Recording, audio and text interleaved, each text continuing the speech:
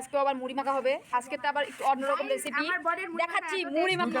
আমাদের মুড়ি মাখা এত সুন্দর ভাইরাল হয়েছে, থ্যাংক ইউ তোমাদেরকে ভাইরাল করার জন্য। তো আজকে আমি আবার মুড়ি মাখাচ্ছি।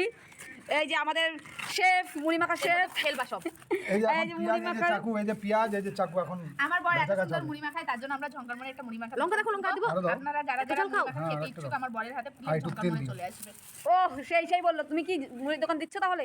না জাস্ট এ জোক গাইস, ও মুড়ির দোকান দিবে না বলছে নাকি বাকিদের দোকানে তাহলে বিক্রি কম হয়ে যাবে। তো যাই হোক, তো গাইস আমরা এখন মুড়ি মাখা খাই, তোমরা দেখো। কন্ট্রিবিউশন।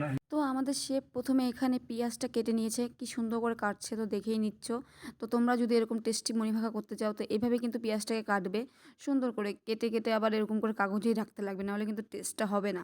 তো এরকম করে চারকোনা করে সুন্দর শেপ দিয়ে কেটে নিতে হবে। তারপর ঝালটা নিজেদের পরিমাণ মতো দিতে হবে। এখানে ঝালটাও কম দিয়েছিল, যেহেতু আমি খাবো, আমি অত ঝাল খেতে পারবো না, তার জন্য ঝালটাই কম দিয়েছে। আমি ওকে না বারণ করলাম। তো সিঙ্গারার সেই মোটা চামড়াটা আমাকে দিয়ে দিল, আর ভিতরে সবজিটা দিয়ে মুড়িটা এখন মাখবে। দেখো তোমরা কীভাবে মাখে। আর সত্যি বলছি, জিতের মাখা যে মুড়িটা হয় সেটা যে এত টেস্টি হয় মানে বলার বাইরে। আমি তো মুড়ি মাখা খেতে এমনিই ভালোবাসি, বাইরে গেলে আমি মুড়ি মাখা খাই, আর ওর হাতেটা বাদই দিই না। আমি এখন টেস্ট করি না, তুমি টেস্ট করবা। তুমি মাখো, যদি কিছু হয় তো তোমার আগে হোক। কেমন হচ্ছে? লবণটা একটু কম হবে। দেখি একটু টেস্ট করে যদি আমার ভালো দাঁতে ব্যথা তাও খায়। লবণ একটু কম হবে।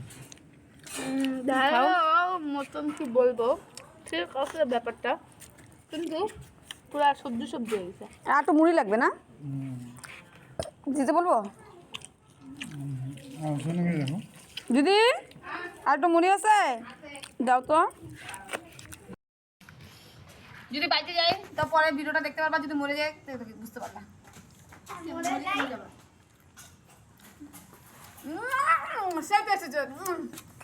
এই যে কি এটা